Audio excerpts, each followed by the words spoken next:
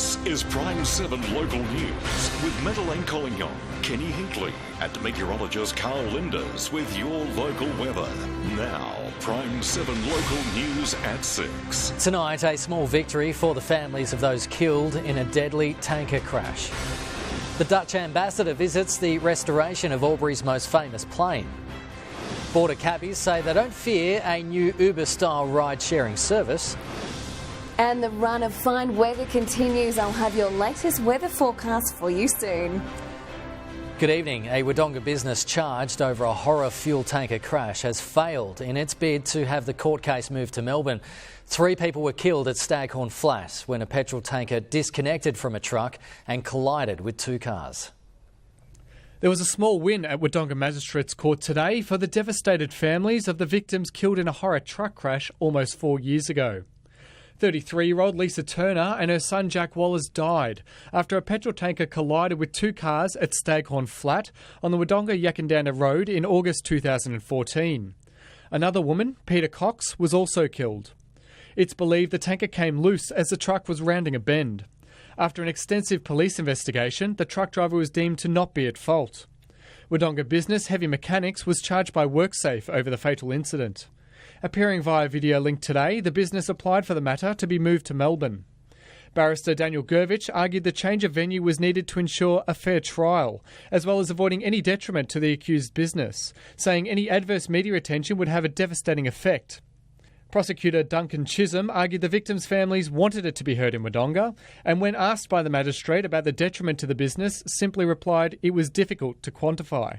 In his submission, Magistrate John Murphy said he saw no reason why the matter couldn't be heard in Wodonga. Outside court, Irma Turner, the mother and grandmother of 2 of the victims, said she was pleased the case would remain here in Wodonga, and after 4 long years, hopes to finally get some answers. The matter will return to court for a 2-day committal in September. Josh Riberich, PRIME7 News. The Netherlands ambassador to Australia visited Albury today to inspect work on the Ivor DC-2 restoration. It's a plane which has created a special bond between Albury and Holland, remembering the night the eyes of the world were on the border 84 years ago. In 1934, the Ivor DC-2 was forced to make an emergency landing on Albury's racecourse. It was a day that cemented Albury's place on the world map and forged a unique bond between the city and Holland. 84 years on, that friendship is as strong as ever. Today, the Dutch ambassador touched down in Albury to inspect the life-size replica and its restoration. She says the tale of the Ivor hasn't been forgotten in a hurry. The relations between Australia and the Netherlands are long and strong, but stories like these make it really come alive, I think. As the oldest surviving aircraft in the world, the incredible rebuild is a painstaking and very expensive venture. It's a challenging project, to say the very least. It's very, very big, but we have a dedicated team of volunteers that are helping us with this. But the story and international importance behind this historic piece of aviation is priceless. It's a symbol of the people of Albury coming to rescue actually the crew of the Ivor in a wonderful act of collaboration and cooperation. A date still hasn't been set for its completion. At this stage, I think it's probably a little early to make any commitments other than to say that we need to forge ahead with it. Josh Riberich, PRIME7 News. The president of the local Gypsy Jokers motorcycle club, who's facing serious drug and firearm charges, has been granted bail. John Anthony White of Wodonga was one of 5 people arrested in January following a series of bikie raids on the border. He's been charged with a string of offences, including trafficking firearms, drug possession and possessing explosives. He was released today on strict conditions, including surrendering his passport, not associating with any outlaw motorcycle group members and reporting daily to police. He'll return to Wodonga Magistrates Court on April the 9th. Border taxi drivers say they're not concerned at the impending arrival of an Uber-style ride-sharing service. GoBuggy has taken off in other regional centres and is currently recruiting drivers on the border, but a local taxi company predicts it won't last here. It's the Uber-style ride-sharing service promising to make travel cheaper and hassle-free. As GoBuggy continues to hire and wait for police checks for local drivers, some within the taxi industry are nervous. Uber has decimated the taxi industry in our capital cities. I feel really sad about what's happening to the taxi industry because there's a lot of people that have lost a lot of money. Well, it'll definitely hurt the other taxi businesses. But Greg Allerington, director of Auburn Tigers, says he's not convinced GoBuggy can survive, let alone thrive, on the border. We provide a better service than they'll ever do, and so I just don't think they'll last.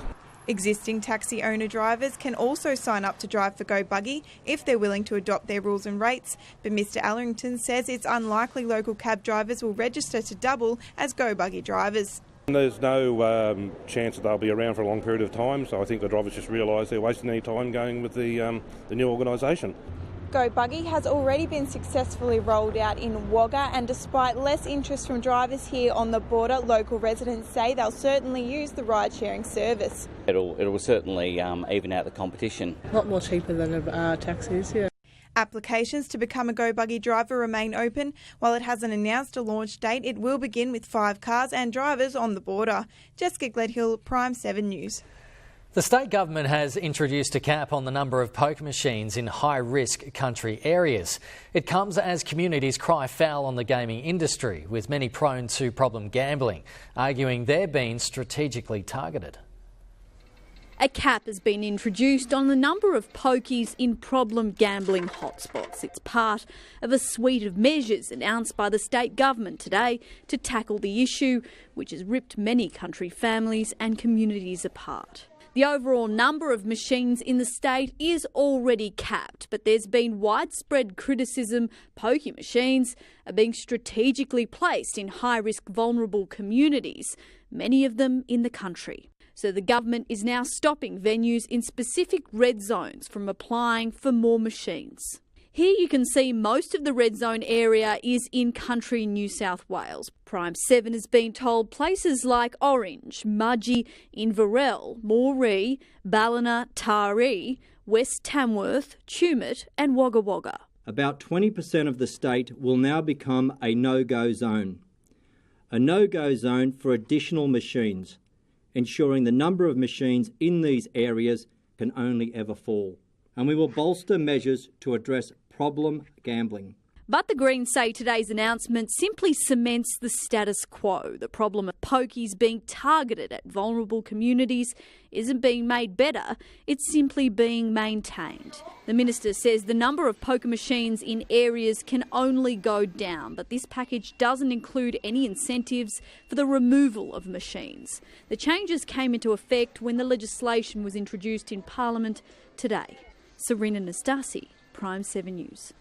The region's only pumpkin farmer today began harvesting a bumper crop. It's a big job and not a single pumpkin will end up in your oven.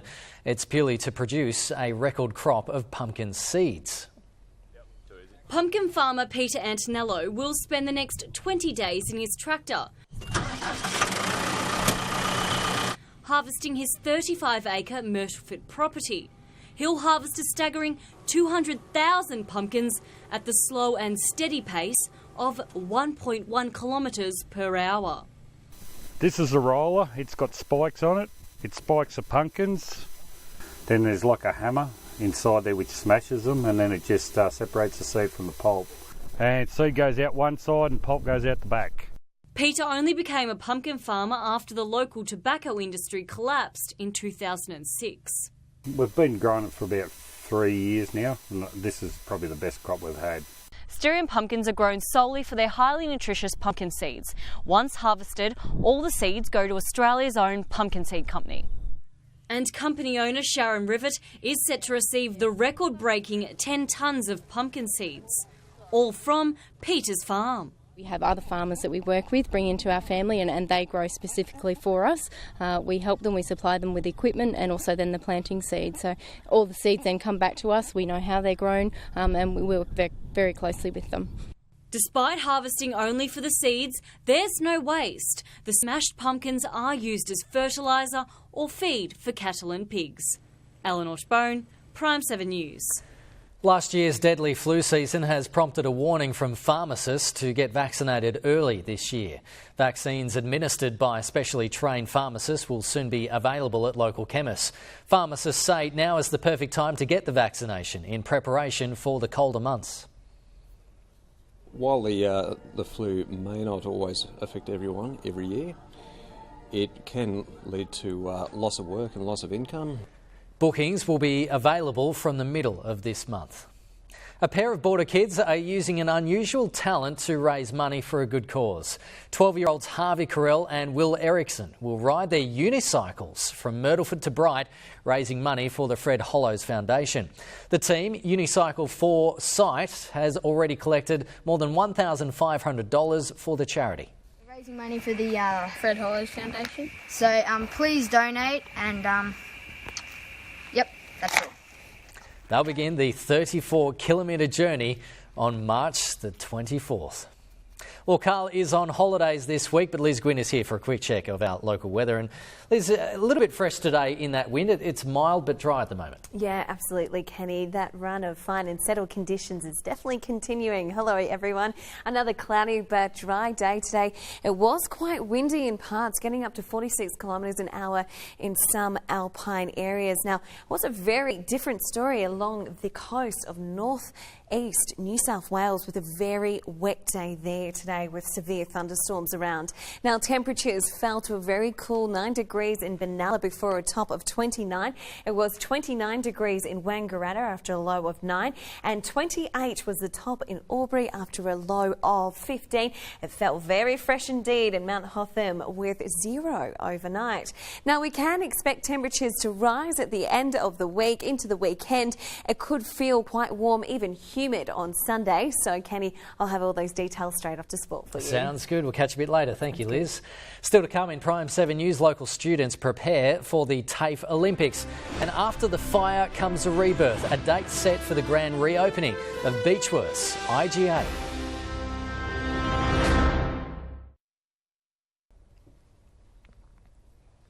With the all-new prime7.com.au.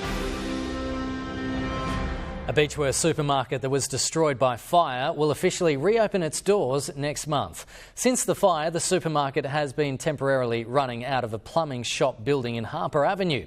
Ritchie's Chief Executive Fred Harrison will officially open the new building with Indigo Deputy Mayor Sophie Price on the 11th of April. The store will feature a spacious design as well as an environmentally friendly and energy efficient refrigeration. Wangaratta Turf Club has unveiled part of its $1.9 million upgrade. The new racecourse entrance and one of 2 18-box stable blocks were officially opened on Wangaratta Cup Day. It's part of the Wangaratta Master Plan Stage 2 development project. The entire project is expected to be completed mid-year. The state's best apprentice hairdressers, chefs and tradies are preparing for the TAFE equivalent of the Olympics. The National WorldSkills competition takes place in May, with the winners to represent Australia in Russia. Whether they're firing up the hairdryer or the welder, these TAFE students have one thing in common. They're the best in the state at what they do, and they're here to get even better. This is the WorldSkills Development Camp, a 3-day program to give students the best shot at winning the Nationals later in the year. They will be versing people from all over Australia, so it is quite a big competition. We've got to do a lot of fashion, really classical, modern work, like what you see on the catwalk and stuff. From cooks to carpenters, beauty therapists to boilermakers, they all had to win a regional competition to make it here. Now they have expert help to take their skills to the next level. Yeah, try to learn as much as I can. They've got the best trainers here in New South Wales, so may as well try to get out as much out of them as I can. If one of these students can take out the national competition in Sydney, they could be heading overseas to represent Australia in Russia in 2019.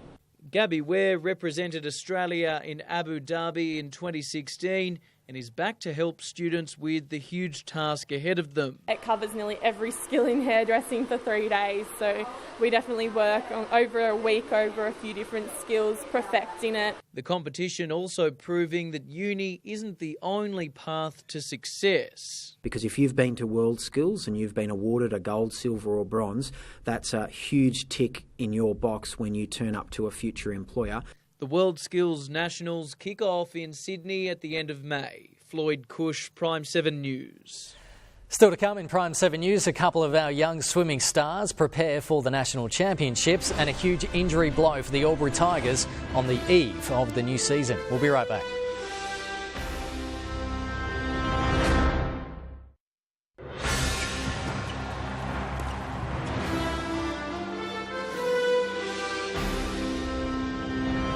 The Auburn Tigers have suffered a devastating blow ahead of the 2018 Ovens and Murray League football season.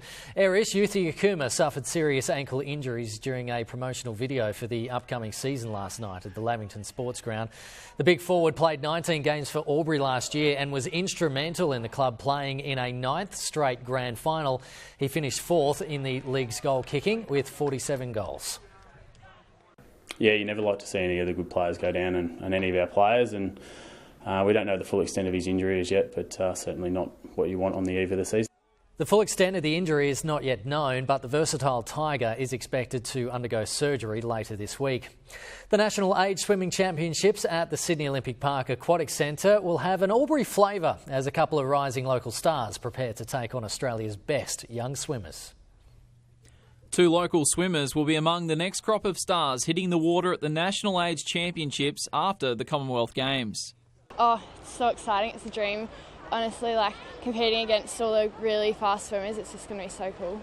Muller has already qualified for the 50-metre free and is now concentrating on the 100 as she sets her sights on next month's championships. Hopefully, final first, and then hopefully to win a medal or get PV at least. Muller will be joined by Bailey Clemson, a former Giants Academy football prospect, now dipping his toe in the water. Clemson has qualified for the 100-metre free and has a couple of weeks remaining to qualify for the 100 backstroke. Well, I train at least 6 times a week, and that's 5:30 starts every morning. That includes swimming an average of 3.5 kilometres a day in training to meet the tough Australian qualification times. The Australian qualifying times now are probably the hardest qualifying times in the world. If you make it at the Australian Age Championships, you'll make it at any age championships in the world. And that puts you in Australia in the top 10% of their age. Coach Gould believes Clemson and Muller are part of the most talented as he's seen in his time as mentor. We've got 40 kids going to the country championships. We've got around about 15 going to state, and we've got 3, hopefully another 2, going to nationals this year. The Age Championships start April 21st. Stephen Murphy, Prime 7 News. The Border Bandits' new star signings, Tevin Jackson, has arrived on the border, and the 203-centimetre forward is excited to be playing for the Bandits, and he's using this season to push his case for an NBL contract, and he might just become a rival to Deborah George as a crowd favourite at the Hideout. I love to get the crowd involved. Pretty high energy player, so pretty passionate as well. So I'll definitely be looking to get the crowd involved quite a bit, and I love to get my teammates involved as well. The Bandits were attracted to Jackson due to his athleticism and ability to transition across the court as he forms part of a potent Bandits lineup. Mount Beauty have claimed the last spot in district cricket finals after defeating Barranduda on the weekend. Thanks largely to a century from opener Ashan Ranawira, Mount Beauty took just 38 overs to pass Barranduda's total. Eskdale were unsuccessful in their attempts for an outright win against Kiwa, while Dedarang, Corowa and Lavington all had wins. So week 1 of district finals looks like this. Dedarang play Mount Beauty, Wodonga host Lavington and Corowa clash with Yakandanda. What is the rest of our week looking like? Stay with us. Liz is back with the local weather forecast after the break.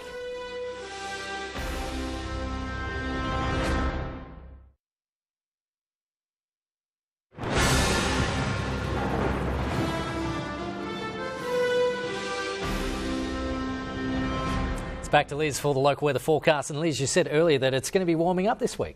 It will definitely, Kenny, particularly over the weekend. So we can expect some really nice conditions. Actually feeling a little bit like summer maybe. Hello again. Well, we can expect those fine and settled conditions for at least the next 4 days in southern New South Wales. The clear skies and the dry weather is due to a high pressure system which is currently sitting over us. Now, winds could feel quite strong at times tomorrow and again on Thursday, but they are expected expected to ease by the end of the week. So staying dry for the next 8 days along the border. It's a very different story though in northeast of New South Wales, with places like Mullumbimby picking up 122 millimetres of rain in 24 hours. But for you and I, we can expect a fine and sunny day tomorrow. A top of 30 degrees in Wangaratta after a low of 10. It will be 12 in Albury before a top of 30 degrees, and it will be 29 the top in Wagga.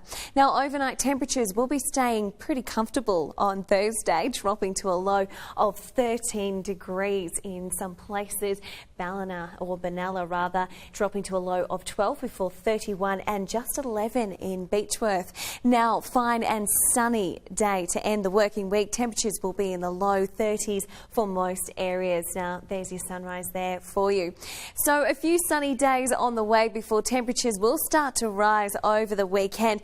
It could feel quite warm, even humid on Sunday and again on Monday as well, with temperatures overnight particularly set to increase, and it could even be about 17 the overnight temperatures in Albury on Monday. So, but if you're not a fan of the warmer nights, the good news is they should drop again by Tuesday. So Kenny, the fine and settled conditions are definitely continuing. Sounds like it's going to be warming up. All right, Yeah. Thank you, Liz, for that. See you again tomorrow. And that's all we have time for tonight. You can join the debate on tonight's stories on Facebook and catch tonight's top stories on our website. Thank you so much for your company. Coming up, 7 News from Melbourne. See you tomorrow.